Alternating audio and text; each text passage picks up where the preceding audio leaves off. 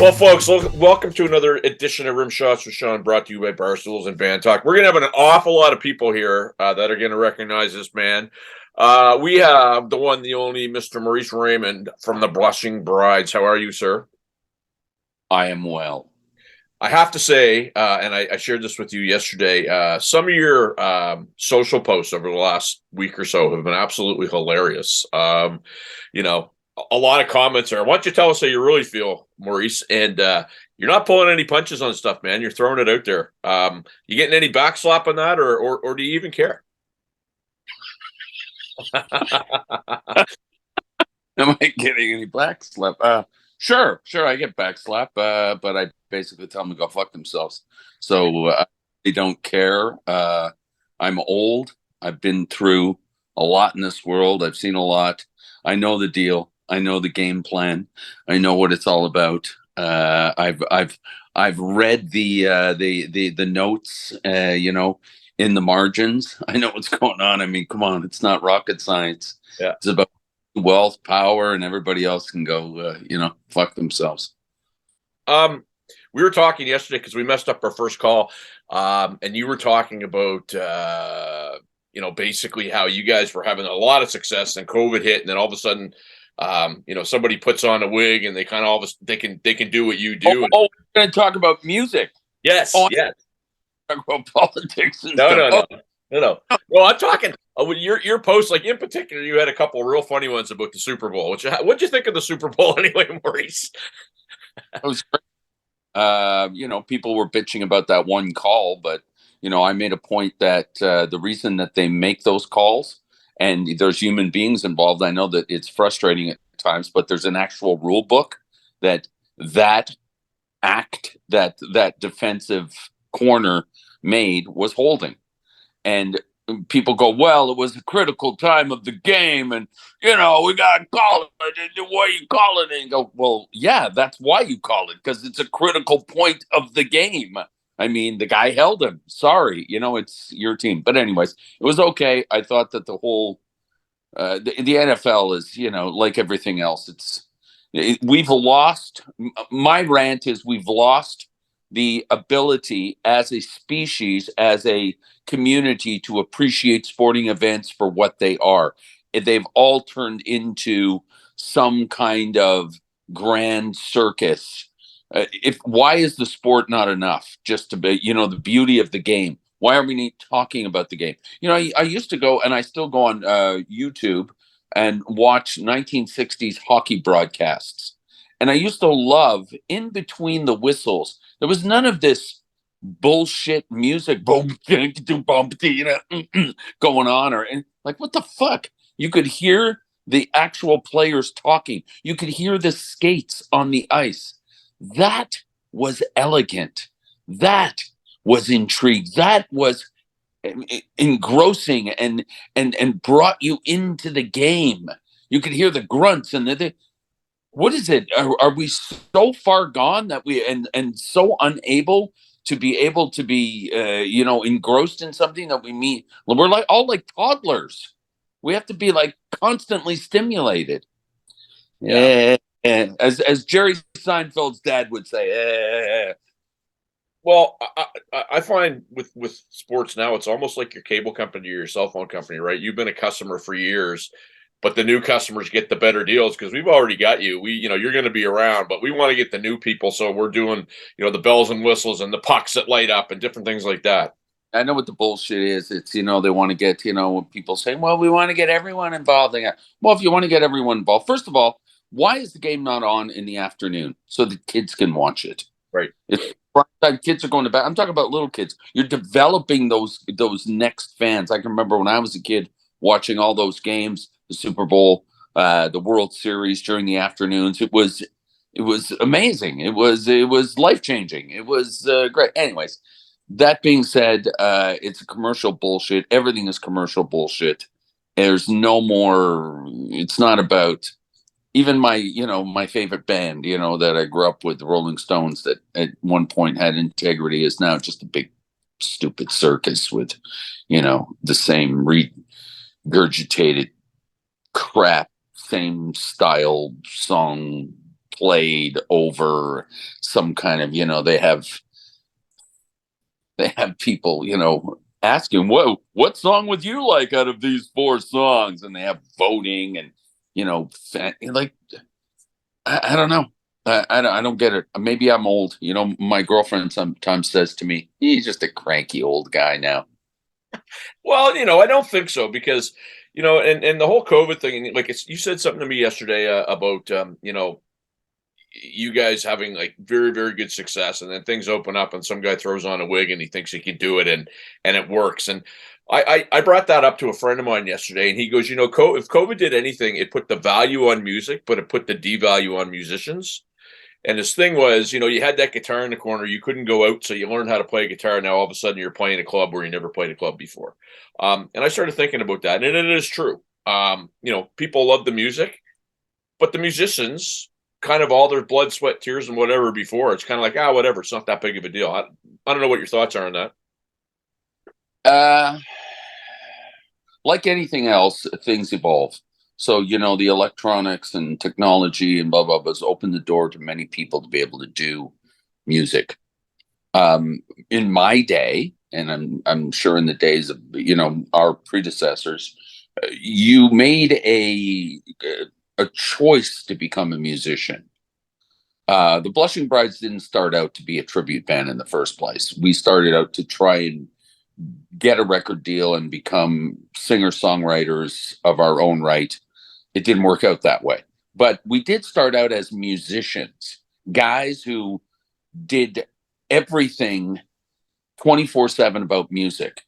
We basically all got together, got in a van, played, practiced, ate, slept, drank, shit, pissed music. We listened to everything. We talked about it. We did. That's what we did. We made an investment in it. The thing that bothers me today is that through technology and or the social media platforms is that everybody and their kid thinks that they can just jump on there and be a musician. Mm-hmm. And there's no, a friend of mine, Paul Martin, says, he's not the first one to say it, you got to put in 10,000 hours. And that's not just on stage. That's 10,000 hours of practice, 10,000 hours of travel, 10,000 hours and performance. I mean, and then you have some validity. Then you can say, hey, you might not be good at it, but at least you made the effort and you've done it. And I just find it's way too easy now. And look, I'll give you a perfect example. Because of the internet and because of, creating web pages, we do this festival every year in the States. And we do this festival. And the promoter said to me, she goes, oh, when we hadn't done it for a couple of years and we came back and we were doing it. And she said, oh, it's great you have guys back. We know what we're getting with you guys. And I go, oh, what do you mean? She goes, well, we booked a couple of bands, and we thought they were valid. They were through agencies and everything. And then we got them here. And one was a Bon Jovi band. One was this. And they were awful. I said, well, what do you mean? Like awful? She goes, no, they could barely play. And it was nothing like what they put out on the internet because they sat around, they manufactured it, they made sure they were in a recording studio, and then they played to it, they lip synced to it, they had all the effects done, and they put that out, and that's what they put as their product that you're going to get if you purchase these guys and hire them. But it's not. It's crap. And my point to you the other day we were talking was, I just find that, look, we're sorry. The Blushing Brides are sorry. The Blushing Brides are sorry that we were part of creating this whole tribute band thing. We're really sorry because this is not what we intended. We did not intend for there to be 97 different Tom Petty and the Heartbreaker bands out there playing. We did not intend for there to be 612 Rolling Stones bands around the world using their tongue logo and all this crap. We did not intend that. The only thing we intended was to play songs by the Rolling Stones like the Rolling Stones played their hero songs, the Blues Cats, Chuck Berry, to further our way together. And we did get a record deal by doing that. It worked. We just never had a hit, and then we broke up because we had, guys, once you get a record deal, everybody thinks their shit doesn't smell. So they're like, well, I want it this way, I want it this way. And, shit happens. So we broke up, and then we couldn't get another record deal. So we ended up, as working musicians, having to do something. I don't know who came up with the idea of doing just the Stones. Maybe it was an agent. But when you got to eat, you do what you got to do. And I had to eat. I had a kid. I had a wife. So I figured, okay, I'll do this. It's not that we didn't try and get a record deal.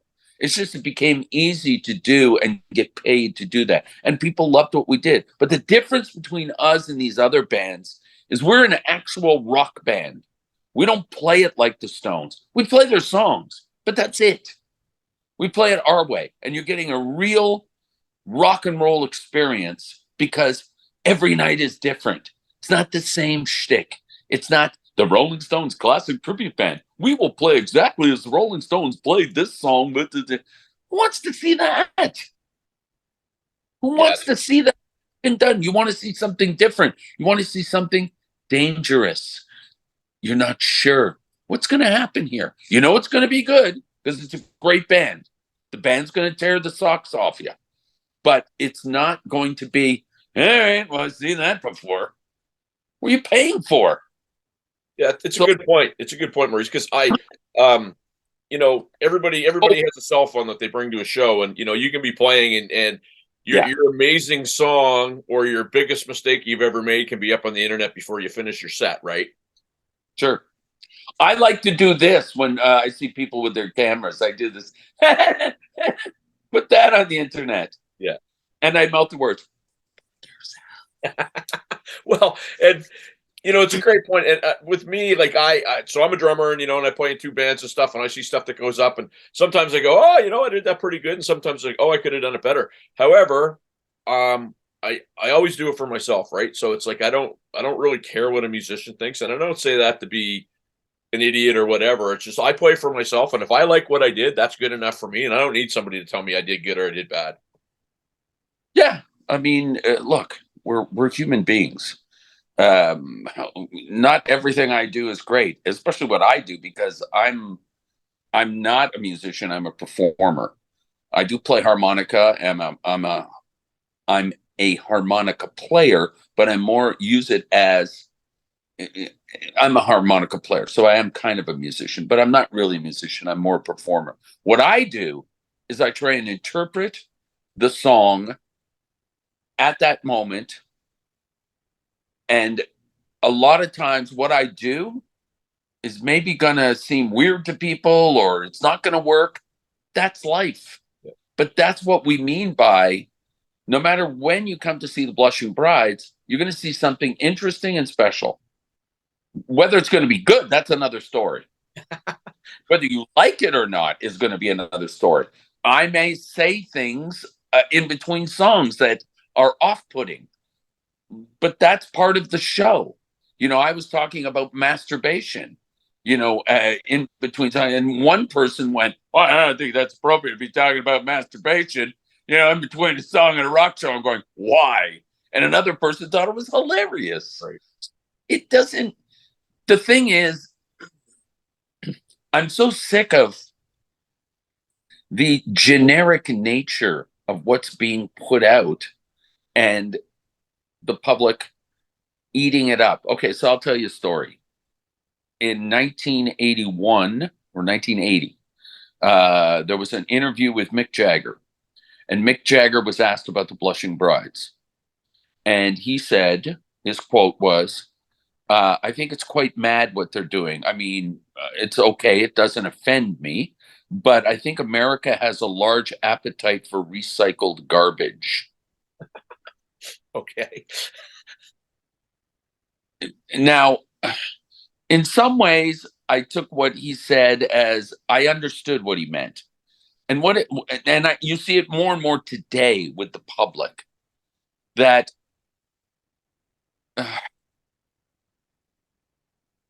I have friends that do this, so I'm not going to say it because let's just put it this way. I don't need to go see a reenactment, an actual attempted reenactment of the Led Zeppelin 4 album. I don't need to see that because I can put it on at home. Why would I pay $50 to go and see that when I'm going to sit there and just listen and watch people playing the music? Okay, well, you can play it. Good. I'm happy for you. Well, so what? I could listen to that at home. Why am I going out, sitting in a theater, paying ridiculous amounts of money to see that? The absurdity of that to me is that where is the adventure? Where is the wow? What's going to happen here? It's like going to the WWE and thinking that there's really going to be a punch in the face. There's there's not a punch in the face. That's a pretend. So if you're going to that, you're just going to a fantasy land. It's not worth. There's nothing real there. Yeah. It used to be real when we used to go see shows. I remember Rod Stewart. I went to see the Faces, and it was so messy but delightful. Right. Because messy. You didn't know what you were going to get. You didn't know if Rod was going to pout or there was just a wonderful sort of an unknown. Now everything is so just. Ugh. Well, what I would have taken from that is Mick Jagger was talking about me. Because some of those guys, I mean, let's call it what it is, right? It's like it doesn't matter. I mean, I know you've listened to the Buddy Rich bus tapes, right? Of course, we all have. I had that on my page. People were astounded. I can't believe he's a wicked drummer. No, he was a mean guy. I mean, and I didn't post it to highlight him being a mean guy. Everybody's human, whatever. But famous people have bad days, and famous people can be jealous, and famous people can be petty. And for Mick Jagger to say that to me was kind of like, well, this is supposed to be Mick Jagger that has no issues, and for him to go, make that statement, I think that's pretty huge for you guys, especially during that time. Well, I think he always tries to be cute. Yep. He always tries to be profound. So, but I know what he was saying, and yet he's the same guy who said he wouldn't be singing Satisfaction when he was 40, and yet, believe me, he's still singing Satisfaction. He knows, what side of the bread is buttered. Right. So I just find though, circle back to the whole COVID thing and what's happening. Look, I think it's great that there's a lot of musicians out there that had never taken a chance or had an opportunity or had the courage to do it and go out and do it. I just think that, the working musicians, the guys that I grew up with, on the road with, that crossed paths with, real musicians, took a big hit during COVID. We got kicked in the nuts harder than anyone else, especially at the B level. The A level's one thing. If you're a superstar, woe was me. It's tough. You couldn't buy that house or the new car, but for guys like us, it's about whether we eat or not, whether we have a place to live. We're working musicians. It was really hard, and we didn't get any help. And a lot of us live outside the how can I put it? We're sort of black market musicians. You're working for cash. You're doing it here and there because there's no way to do it and be on the up and up unless you have a record deal or unless you're, Classic Albums Live or something like that, where you're making scads of money for whatever reason.